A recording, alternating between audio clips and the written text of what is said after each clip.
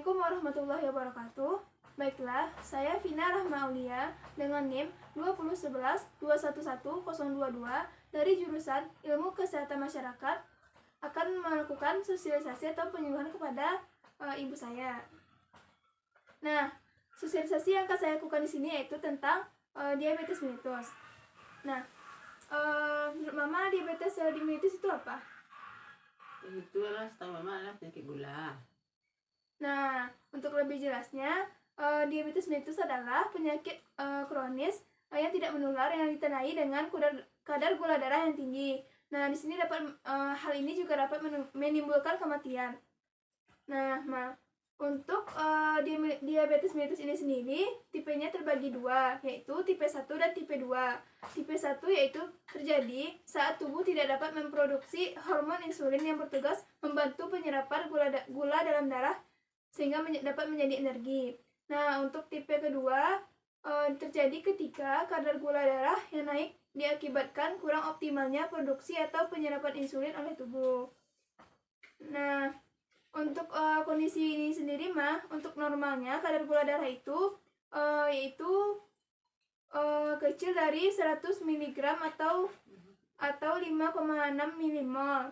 Nah, ini adalah kadar gula darah puasanya, Nah, untuk yang tidak normalnya, yaitu kadar gula darah puasa melebihi 126 mg per desiliter dan lebih dari 200 mg atau 2 jam setelah makan.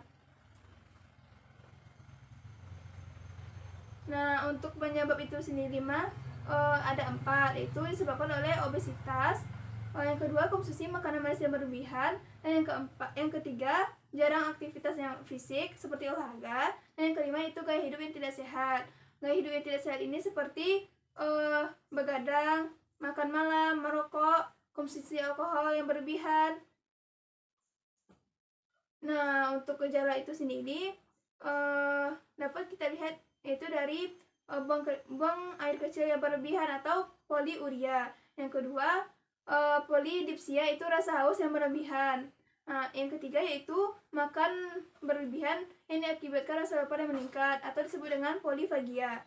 Penurunan berat badan, kesemutan, disfungsi ereksi pada pria, pruritus vulvae atau rasa gatal pada kelamin wanita, dan yang terakhir yaitu luka yang sulit sembuh. Nah, penyakit diabetes mellitus ini juga dapat mengakibatkan komplikasi. Nah, komplikasi yang terjadi dari diabetes mellitus ini terbagi dua juga. Yang pertama itu komplikasi makrovaskular, yang kedua komplikasi mikrovaskular. Nah, untuk yang makrovaskular komplikasinya ada 3, yaitu penyakit pembuluh darah otak, penyakit jantung koroner, dan penyakit pembuluh darah perifer. Sementara komplikasi mikrovaskular terjadi dari 3 juga, yaitu dimana pembuluh darah itu terjadinya kerusakan pada pembuluh darah retina atau disebut juga dengan retinopati diabetik. Yang kedua yaitu menurunnya fungsi ginjal dalam menyerap kadar gula darah yang tinggi atau disebut dengan nefropati diabetik. Dan yang ketiga yaitu neuropati diabetik, yaitu kerusakan saraf, yaitu terjadinya kerusakan saraf pada manusia.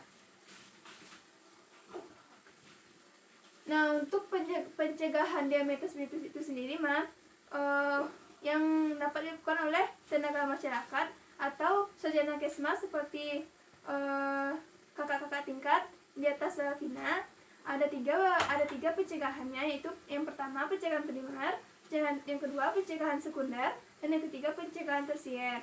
Nah, pencegahan primer itu sendiri yaitu pencegahan awal yang dapat dilakukan oleh tenaga kesehatan masyarakat, yang mana di sini dapat dilakukan dengan melakukan penyuluhan atau sosialisasi kepada masyarakat tentang bagaimana cara hidup sehat dan bagaimana cara menghindari obat yang bersifat diabetogenik. Dan yang kedua dan pencegahan kedua yaitu pencegahan sekunder, di mana pencegahan sekunder ini dapat dilakukan dengan melakukan pemeriksaan dini atau mendeteksi dini orang yang terjangkit penyakit diabetes mellitus.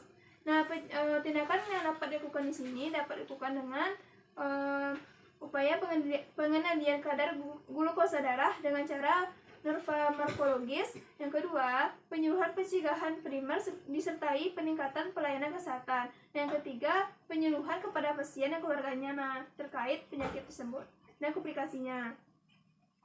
Nah, untuk yang ketiga, yang terakhir yaitu pencegahan tersier, yang mana pencegahan ini dilakukan untuk meminimalisir komplikasi dan kecacatan dari si penderita.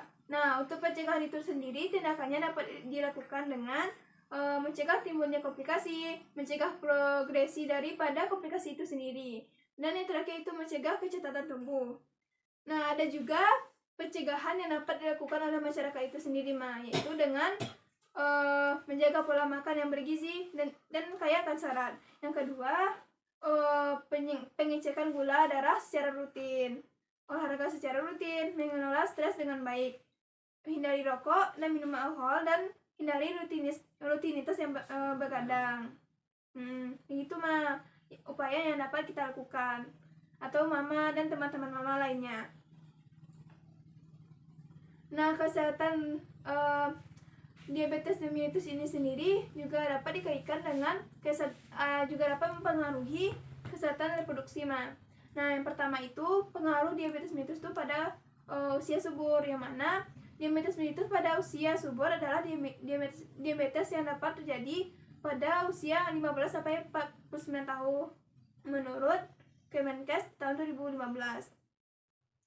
Nah, adapun pengaruh pada masa kehamilan, yang mana hiperemesis gravidarum, pemakaian glukogen bertambah, pertumbuhan janin, pankreas, dan adrenalin janin in utero sudah berfungsi, sehingga meningkatkan metabolisme masal. Sebagian insulin dalam kehamilan dikurangi oleh plasenta, laktogen, dan mungkin juga disebabkan oleh estrogen dan progesteron.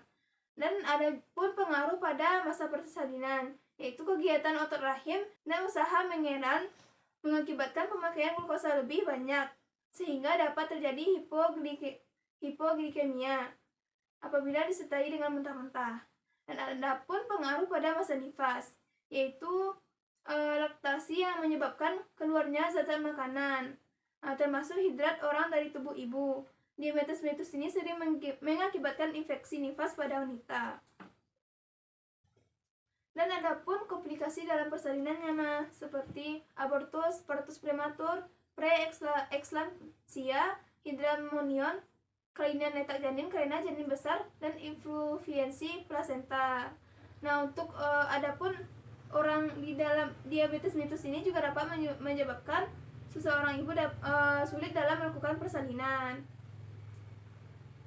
Adapun pengaruh diabetes mellitus lainnya itu dapat yang terjadi pada pria itu yaitu perubahan pembuluh darah organ seksual, pengaruh pada nitric oxide, efek pada organ reproduksi, dan hormon testosteron. Nah, untuk tindak lanjut dan penguatannya dapat dilakukan dengan pemeriksaan laboratorium, perawatan orang yang terjangkit diabetes mellitus, dan pengelolaan diabetes mellitus tipe 2. Nah, yang pertama itu pemeriksaan laboratorium dapat dilakukan dengan pemeriksaan glukosa darah dan urin pada penderita diabetes mellitus yang dilakukan untuk membuat diagnosa pasti penyakit diabetes mellitus. Nah, untuk perawatannya sendiri dapat dilakukan dengan terapi dengan tujuan untuk menormalkan kadar gula darah untuk mencegah terjadinya komplikasi dari penyakit diabetes mellitus itu sendiri. Nah, untuk pengelolaan DMTP 2-nya dapat dilakukan dengan mengatur pola makan yang baik atau diet sehat, dan pemberian obat hipoglikemik oral atau OHO berdasarkan cara kerjanya. Kemudian terapi insulin, terapi kombinasi, pengetahuan tentang pemantauan mandiri, terapi gizi medis, dan melakukan kegiatan jasmani lainnya sehingga dapat meminimalisir terjadinya komplikasi. Nah, adapun fakta tentang diabetes mellitus itu sendiri yaitu ada sekitar 422 juta orang di dunia yang menderita diabetes. Nah, untuk itu saking banyaknya penderita diabetes mellitus itu sendiri harus dapat kita minimalisir dengan cara-cara dan upaya-upaya yang telah Vina sebutkan tadi. Nah, orang sering bilang orang dengan diabetes mellitus harus melakukan diet khusus. Nah, itu merupakan mitos mah. Nah, faktanya diet makan sehat bermanfaat bagi siapapun, termasuk orang yang dengan diabetes. Pola makan sehat pola makan sehat itu sendiri harus mengandung biji-bijian, sayuran, dan buah-buahan, yang mana makanan tersebut mengandung serat yang dapat menghindari lemak trans dan membatasi lemak larus dan karbohidrat olahan, terutama gula. Mitos lainnya yaitu penyandang diabetes dapat makan gandum tetap, tidak dapat makan nasi, yang mana penyandang diabetes hanya dapat makan gandum tetapi tidak dapat makan nasi. Nah, faktanya itu tidak benar, karena baik gandum maupun nasi mengandung karbohidrat yaitu min 70% dan indeks glikemi yang sama. Keduanya meningkatkan kadar gula secara sama dengan porsi terbatas. Nah, keduanya itu dapat dikonsumsi Jadi walaupun kita memakan gandum atau nasi itu kandungannya itu sama. Jadi walaupun tidak ada orang yang penderita diabetes mellitus harus makan gandum tapi tidak makan nasi, hal itu salah. Nah, itu penjelasan tentang diabetes mellitus yang dapat Vina jelaskan kepada Mama. Semoga Mama dan teman-teman Mama dapat memanfaatkan upaya atau pola-pola sehat yang dapat Mama lakukan untuk mencegah terjadinya diabetes mellitus, sehingga dapat juga menghindari komplikasi yang terjadi akibat diabetes mellitus. Vina harap Mama mengerti dengan apa yang Vina jelaskan, dan Mama dapat menerapkan hal tersebut. Dan juga dapat Mama memberikan ilmunya kepada teman-teman Mama. Nah, untuk itu baiklah teman-teman, saya Vina Rahma Aulia mengucapkan terima kasih atas perhatiannya. Baiklah, assalamualaikum warahmatullahi wabarakatuh.